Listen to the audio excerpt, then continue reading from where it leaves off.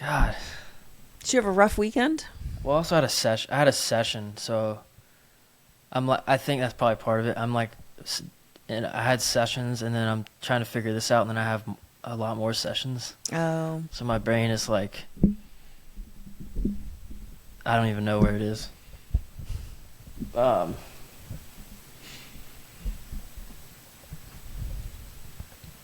right. How you doing? I am good today. Also, Did you I pay was your learning. taxes? I've learned a little trick with the mic. Mm-hmm. It's helpful to talk, like you know how we're like in there. Yeah. Think of it as you're talking past the mic. Pass the mic. Can you hear? Is this better? Yeah, I think so. Okay. And then I'm gonna try to fix this fucking mic stand. All right. Well, last time we were. When do you have to get off here, actually? Probably by 2:10. Okay. And then I need to make sure I'm being responsible and knowing when I need to get off.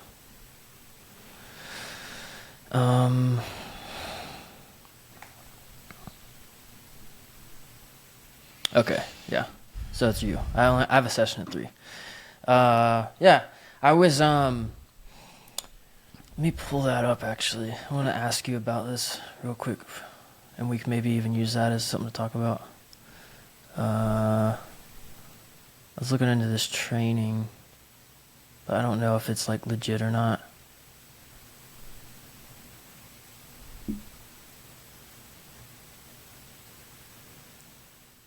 Have you heard of see, I don't know if it's an actual CE or not. It's like embodied philosophy, inner child. Oh, I think I've heard of them. Okay. I think I've gotten those advertisements too. Yeah, I didn't know if it was legit or not, but I think like the internal family system stuff is really interesting. Yes. Okay, so internal, like the name brand internal family systems, if you do like an IFS Institute training, you're going to pay thousands for that. Yeah. And then the wait list to even get into like their intro, and then you do after intro, then it's levels 1, 2, and 3. The wait list is bananas Yeah, I don't want to do long. all that. Like, I don't even think I need to. Like, I'm I not would- trying to like get that into it. I but- would not do IFS and then just do ego state. Yeah. So I would try to do ego state trainings, or even the trainings. Well, that's the Shapiro person. Yeah, she does them. She's really good. She's like a treasure to the EMDR community and beyond. She's such an incredibly eccentric person, but just absolutely brilliant. So she's a witch. I got accused of witchcraft earlier this week.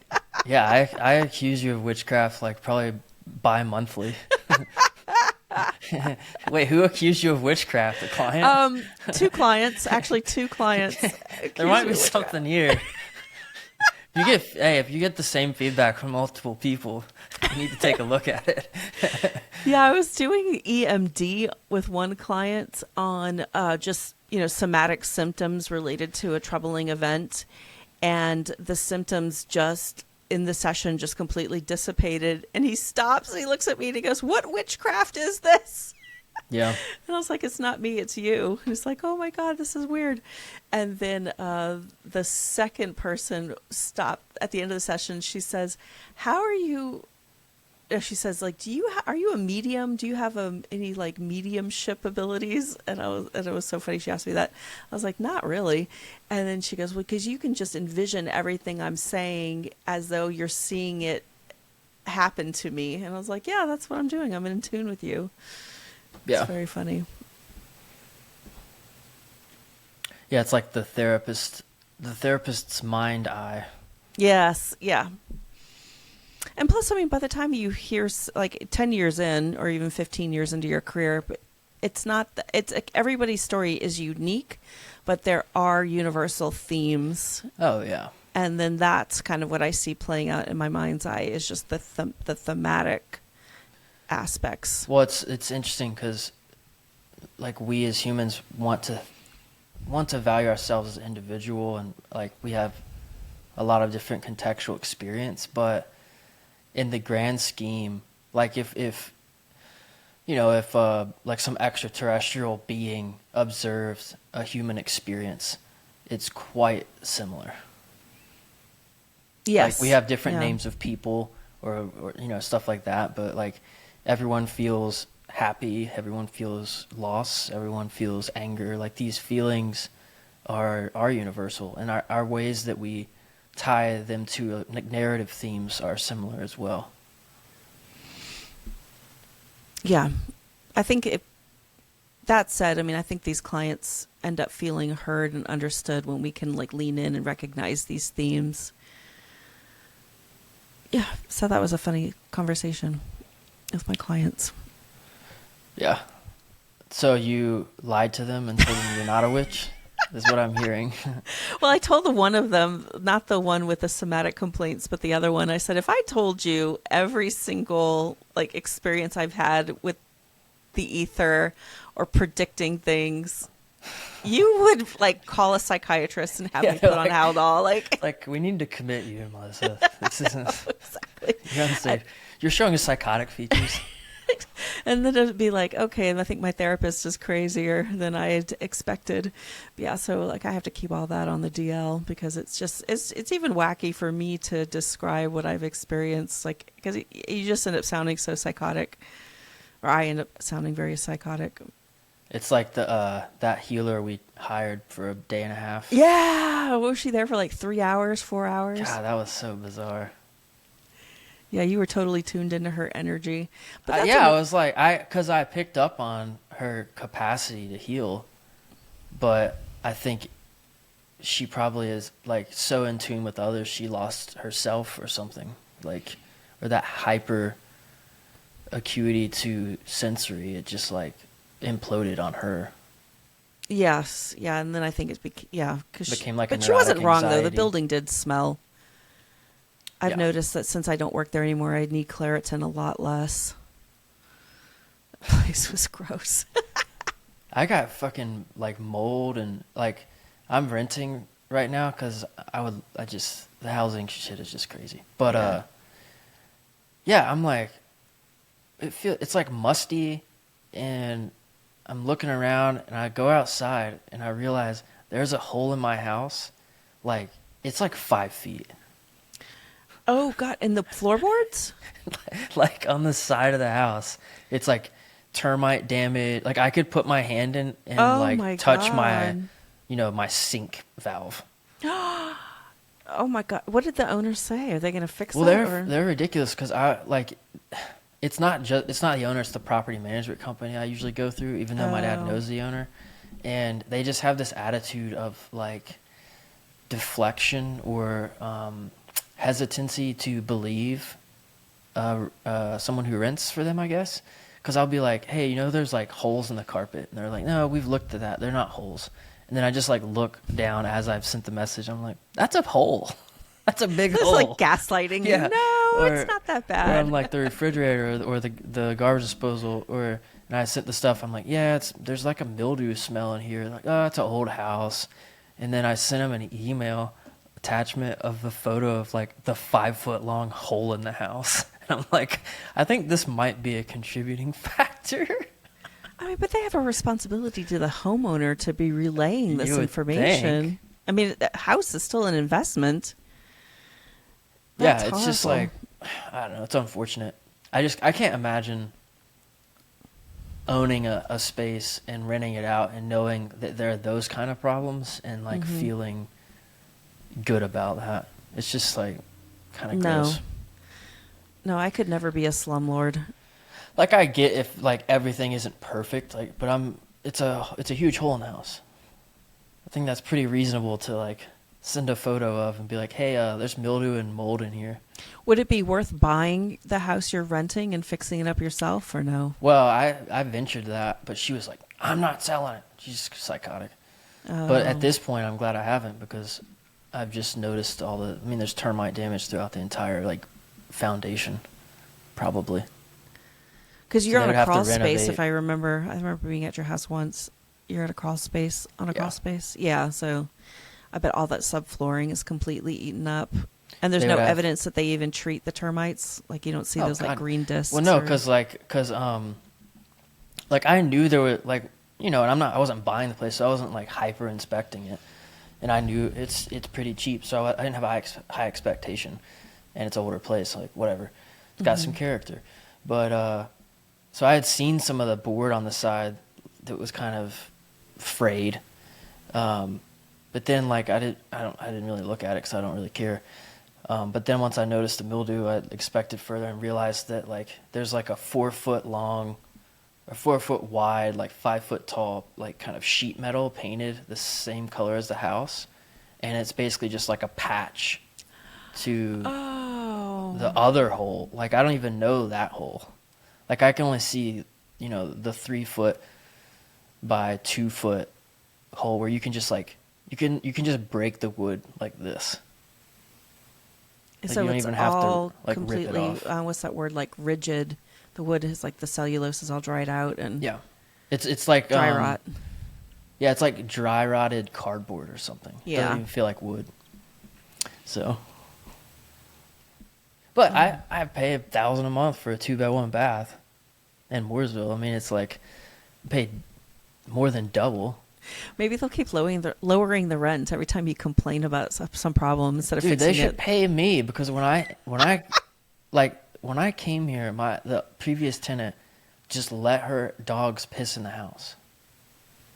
So gross. Like it was soaked. Like, and I had to like scrub and clean, and this house hasn't been. I mean, I think they just have capitalized on like low income cultured like people's minds and how they like to like they're okay with living in filth just because that's all they know. And I'm like, you guys should be paying me. I've probably increased the longevity of this house by a number of years just because I clean it. Like, just, ugh. They're lucky I have a felony. It's like this is like another subtle way that people can like capitalize on my labeled effect. I mean, but isn't there a statute of limitations for how long you have to deal with that, or no? Not in my experience. I told you because I got harassed by all those cops, and Yeah. then it's hard to know though because when they like looked at my like I told them about my history, but then they were like, yeah, we didn't see anything, but then I like have applied in other places and they see it, so it's not.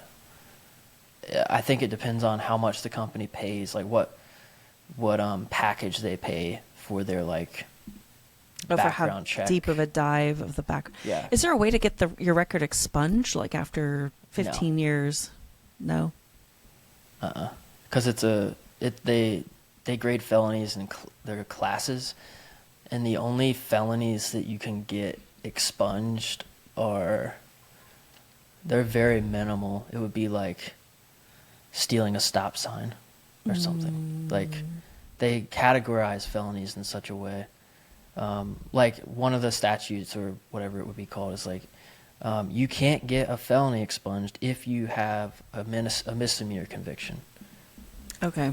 And it's like, well, who has a felony that doesn't have a misdemeanor? And oftentimes you're convicted of a misdemeanor simultaneously with a felony. So it's just like a trap. Mm-hmm. Oh, so you just got to win the lottery so you can buy a house. Something. Or move to like rural Kansas where the houses are very inexpensive, relatively Oh my speaking. God, that would be rough. I would rather just live. I would definitely not. I would just like buy a van, live in my van. Isn't it funny how that's become like a thing people aspire to now? Like, Yeah. Well, when it's I was like, growing up, that was scary, but now people are like, yeah, that's a great life. well, it's because like I have rock climbers, like a lot of those people before like the 2010s, they weren't known and it wasn't marketed but now this outdoorsy stuff, people are always doing this, right? But it meant you we're a loser or something. But now it's glamorized because there's like professional athletes, and it's documented and it's edited in these like cool ways where it becomes like this romanticized experience to have. Hmm.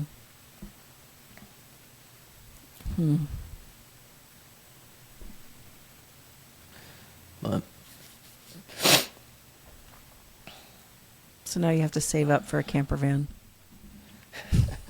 doesn't sound bad. I mean, I do telehealth, but it's like maybe I need a green screen, and then it like it looks as if I'm in an office. Yeah, it's so funny because it's funny that you say that because I was like late one night doing this deep dive on Zillow, and I found it was still expensive, but it was so I honestly have no way to gauge if this was a good price or not. But for $145,000, only for $145,000, you could buy a. I mean, it's like the land version of a boat slip, but it's for like an RV or even like a single wide trailer or like a small tiny home. And then it's in like a RV park that's kind of like a lower end.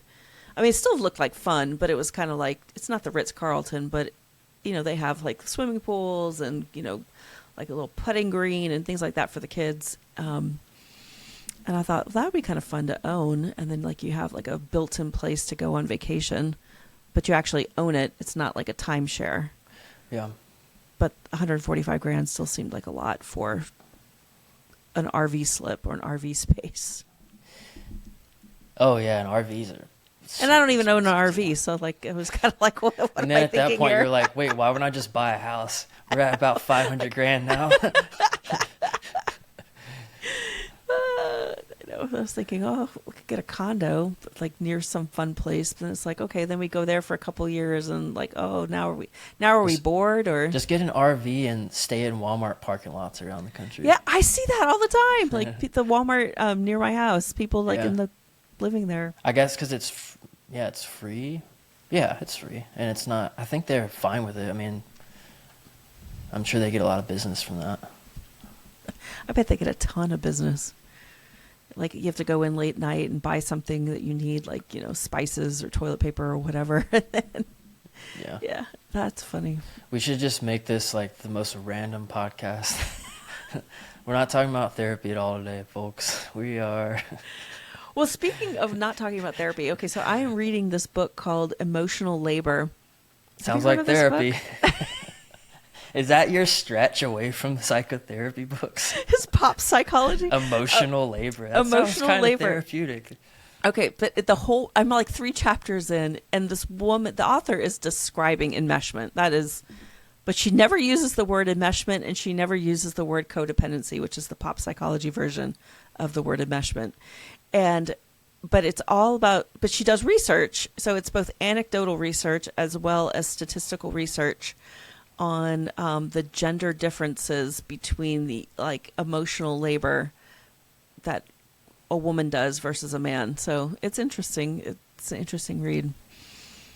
What is she implying based on gender role? That there is I can't even believe I'm saying this as a libertarian, but it's like, yes, there's a patriarchy, and I get that. Like we can debate that all day long, but and it's within that patriarchal system that men benefit from the mental, emotional, and physical labor that women do to keep families, children, communities afloat, even like workplace dynamics. So like when you think of anywhere you've ever worked, it's like sometimes more often than not the women who are putting together the office parties at Christmas. Right. Or, you know, things like that. So it's interesting. And it seems to be consistent across economic classes too. I wonder about that too, is like nature versus nurture arguments where like with girls, we're teaching them and rewarding them for being nurturing. Right? Like we buy them like a doll and we give them like a kitchen set. Yes, I mean, And so it's reinforced that and point is rewarded. made in the book as well. It's like, okay, so women do get there's like social Like reinforcement. they're taught in a way. They're taught that. But then when women decide to stop doing it, How then dare there can you. often be backlash. Well, yeah, where's my supper? I'm sitting on the recliner. I worked hard, damn it. I've been in the mine all day. I know. It's funny because like I was thinking about this woman in my neighborhood who organized this Easter egg hunt. It was like a neighborhood-wide Easter egg hunt. And she was accepting donations and then asking for help for people to fill the eggs. I mean, it was like thousands upon thousands of these eggs. And I was just thinking about that. I was like, how much unpaid time has she put into this project just so she can help the children have a nice Easter? So that's the very definition of emotional labor, is the energy, time, commitment that typically a woman puts into a situation to facilitate an emotional state in somebody else. And I think one struggle that's begun to, well, not begun, but has been prominent in the last number of decades is at least like white middle class idea of the male is going and working and fulfilling his breadwinner obligation, and the woman is at home child rearing and like cooking and cleaning. So those were defined roles for like a nuclear family, yet the culture has shifted to where like both partners are working. Yes, and the economy reflects that too, right? And you also have to do that. Like it's, I mean, God, my great grandparents were mill workers, and they had a 3-bed, 2-bath on 5 acres. Mm-hmm. I mean, that'd be like me working at McDonald's now and having an estate. Yeah. And so it necessitates that, and then we struggle to like redefine those roles, based on like what's expected culturally and also financially and just like the economics of it. And I think both lose something from it as well. Yeah. Well, I mean, yes, because like the culture has shifted. There's another book that came out about maybe like 20 years ago called The Two-Income Myth. I don't know if it's been updated to reflect current economic conditions, but that book was basically saying that people have bought into this idea that in our quest, it's almost fueled by materialism, but we have to have 2 incomes in order to live. However, by 2024 standards, I mean, with the cost of housing, it's just to your earlier point, it's bananas, absolutely bananas. Like I was looking at this new build community in my city, my town, and the homes were like Charleston style, so they look really cute from the outside, but they're built like bowling alleys. They're tall and long and narrow, 2-story. I've seen, yeah. Yeah, I've seen and they're those. like 2,100 square feet at the most, and they're like, nearly I was $700,000. about to say they're like $700K. Like, Yeah. what the fuck? Nobody could afford. I mean, let me rephrase that. Young people, like early young professionals, cannot afford that. Yeah, you have to have previous equity or like a lot of money generationally. But I think that's what they're doing right now, is they're trying to capitalize on like the Gen X's equity. The older Gen X, yeah. I mean, capitalize on, but also it's like, I think also, I mean, you cannot save your way to wealth. I think that's pretty well proven. You have to invest your way to wealth. But you have to have money to invest money. In the beginning, yeah. But I think that's where, unfortunately, like our whole lack of financial education comes into play, because far too often, I think when, late teens, early 20s, I mean, I see this with my son. They get any bit of money, and if they're not taught to save, then they just buy it on, taquitos or whatever. Well, I've thought of this too, as like retirement stuff. I'm like, what's the appropriate approach based on my generation? Because like Social Security, I mean, maybe it's there. I would bet it won't be. Maybe there'll be something new, but I'm not planning on it. Mm-hmm. And so I'm like, what is even the solution? Like, is the solution to just kind of get after it and try to get like enough passive income to when I want to retire, I can live off whatever that passive income is? Or do I invest traditionally? Like, I mean, hopefully both, but I've kind of leaned towards like setting it up to where if I, reach 70 and I'm done or something, I would have enough like stuff going on passively to live out the rest of my time, as opposed to like having it in like a long-term Roth or something. Yeah, you definitely need your mailbox money, as I like to call it. Yeah. Yeah, so that Because then, in my case, like with the housing and how everything is so expensive, it's hard to invest conservatively and then also like obtain things that will make money as well, right? Like you kind of have to put all your eggs into a house, or it's hard to invest in both directions. Yeah, at your age, I mean, because you're younger than I am, I would not invest conservatively. I would invest with as much risk as you can personally tolerate. The EFTs seem to be doing a lot better than just traditional mutual funds, but knock on wood, maybe that's just the here and now. Well, the S&P was up. It's up 20% this year. Since the beginning of the year? Yeah, I think. I mean, since the S&P seems to be doing pretty well, but that's just a drop. benchmark. I think it's going to drop. I need to get out of there. Well, that's what's frustrating is like about the with the upcoming election. Yeah. Because that seems to have a way of influencing the stock market. I love it. Or wrongly. We're very committed to making this the most boring episode. I'm going to title this "Our Most Boring Episode Yet." Well, we could like entertain each other with stories about like our experiences with ghosts. I mean, maybe our one listener in Germany would like that. I was like struggling to do this, and then once the mic issues happened, and I realized I couldn't like think, I'm like, this thing is a fucking botch. Like there's no, like I think I need I don't know what I need. My brain feels like spider webs are in there. You gotta get an energy drink. I think I'm dehydrated. Oh, that'll do it. Yeah, feel free to not use this episode. It will not hurt my feelings. Use it. We definitely are using it. I just want people to. I think people are gonna type in, "Are these people morons?" Yeah. What the fuck? There was no point to anything we said, so yeah. Oh yeah, but there is one point. You got to buy the book "Emotional Labor." It's really good. That's right. Yeah. And you have convinced yourself that that's not emotional labor or therapeutic labor to read it. I know. I'm looking at the zoom out because only thing I see in my practice, of course, is just the micro level stuff. Because I do. I know. I'm giving you a hard time. Oh. You were saying that you were wanting to get more into like a recreational space of reading. Oh yeah, I'm trying to get there. Like you prefaced with how you were doing that, and then the book is titled "Emotional Labor." So that is progress. Well, the other book I'm reading is Atomic Habits, so that's going pretty good. What is that?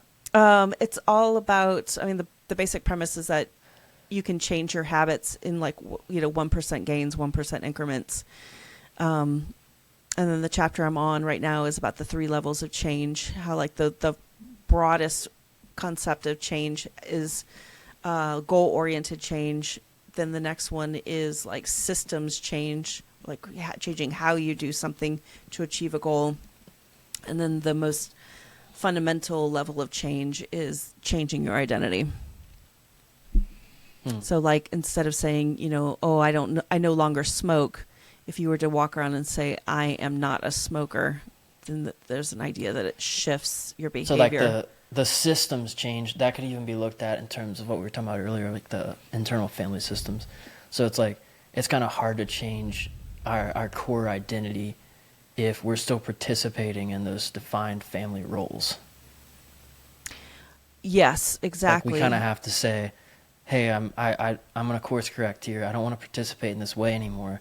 And that might be uncomfortable and scary and create like chaos in the family system. But over time, by maintaining that, we can forge a new sense of self. Unless you want to become like the rebel scapegoat, where you lean in real hard to that, identity, for example, that assigned role. Oh, true. Yeah. And then just be like an uber ass at Thanksgiving. Are you speaking about a cousin or a previous partner?